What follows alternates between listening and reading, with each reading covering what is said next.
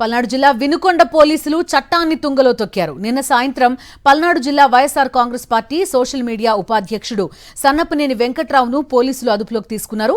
Social మీడియాలో Bhogapuram airport నిర్మాణంపై మంత్రి లోకేష్ ను ప్రశ్నించినందుకు వెంకట్రావుపై కేసు నమోదు చేశారు. ఈ నేపథ్యంలో నిన్న సాయంత్రం పోలీసులు ఆయన్ని అదుపులోకి తీసుకున్నారు. వెంటనే వెంకట్రావు భార్య పోలీస్ స్టేషన్ కు వెళ్లి తన భర్తను ఎందుకు తీసుకొచ్చారని ప్రశ్నించారు. అయితే పోలీసులు మొదట వెంకట్రావును తాము తీసుకురాలేదన్నారు.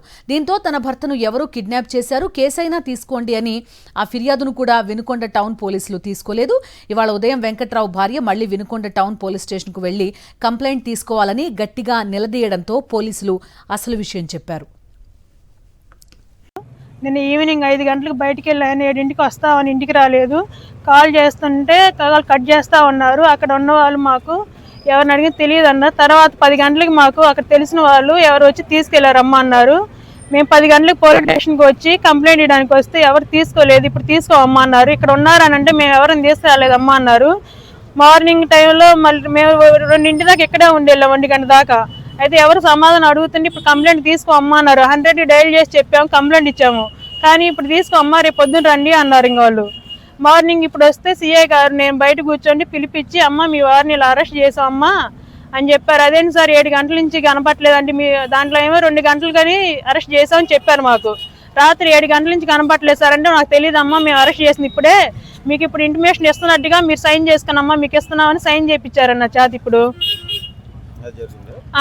సైన్ చేయించారు.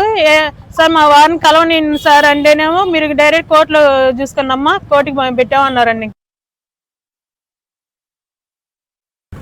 నిన్న ఎవరికీ చెప్పకుండా ఒక కారులో వేసుకుని వెళ్ళిపోయి ఇప్పుడు ఎన్ని పోలీస్ స్టేషన్లు తిప్పారో, ఏ రకంగా చిత్రహింసలు చేశారో అనేటువంటి అనుమానాలు వాళ్ళ కుటుంబ సభ్యులు వ్యక్తంపరుస్తూ ఉన్నారు.